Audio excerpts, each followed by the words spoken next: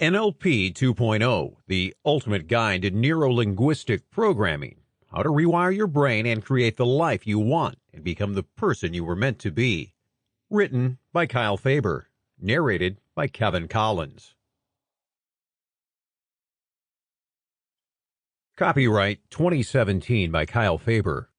All rights reserved. No part of this publication may be reproduced, distributed, or transmitted in any form or by any means, including photocopying, recording, or other electronic or mechanical methods, without the prior written permission of the publisher, except in the case of brief quotations embodied in critical reviews and certain other non-commercial uses permitted by copyright law.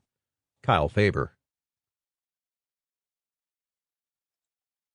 This book is dedicated to those that wish to shatter through the glass ceiling you have inadvertently put over your head, to those that want to break free from the confinements they have subconsciously locked themselves in.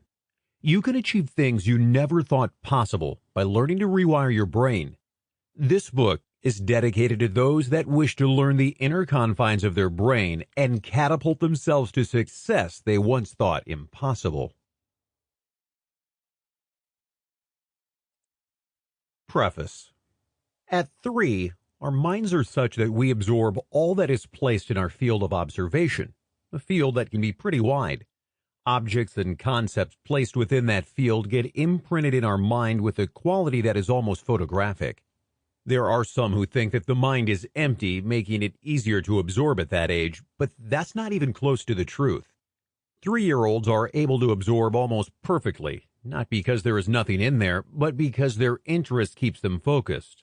As a 30-year-old or even a 60-year-old, if you could muster the same sort of distraction-free focus, then you will be able to absorb at the same rate, theoretically. In practice, it's not just being distraction-free that makes the difference. It's about how we are altered by our experiences and how we are all different from one moment to the next. Heraclitus said that a man never steps into the same river twice, because the river has changed, and so has the man. When I was 3, the lot of us piled into a station wagon, bound for a picnic at a farm 3 towns over. I loved road trips, even as a toddler. On this particular road trip, we were surrounded by farms for miles in every direction. The only thing that changed was what the fences were guarding. Most farms had crops, and some were livestock. Herds of cows, fields of horses, and mobs of sheep. We came upon a stretch of farms that, together, must have had what seemed like 1,000,000 heads. It was my first experience, so my father stopped the car so we could take in the sight and sounds of this herd. My uncle carried me, and we stood by the curb watching this giant herd.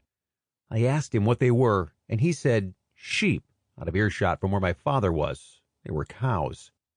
We drove along for a few more minutes, and this time we came across another farm which was unique to all the other farms in the area. It was like a field of snow since all the sheep were still in full coat. This time when I asked my uncle, he told me they were cows. They were, of course, sheep. He must have thought it was funny. I didn't know any better, but it stuck. In my 3-year-old brain, cows were sheep and sheep were cows. My father found out this comedy of errors later that day when he and I had a debate over cows and sheep, and he couldn't understand why I kept pointing to cows and proudly calling out sheep. I didn't like it one bit when he kept saying I was wrong. I am up in years now, but catch me on an off day, and I would need a moment's pause to mentally reconfirm cows from sheep. Moral of the story? Be careful what you tell a 3-year-old. It sticks fast. Neuro Linguistic Programming, NLP, is just a high-flying, technical-sounding name for how we associate things based on sensory input, especially sound, and specifically the sounds we make when we utter words. To be more specific, NLP is how we associate things and events based on a pair or more of sensory inputs or cogitations.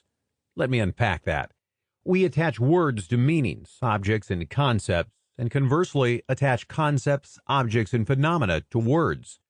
When we do this, our conscious mind has a frame of reference to attach to things. Think about a file cabinet. Open it, and you find lots of files. Inside each file, you have the full specifications of one subject.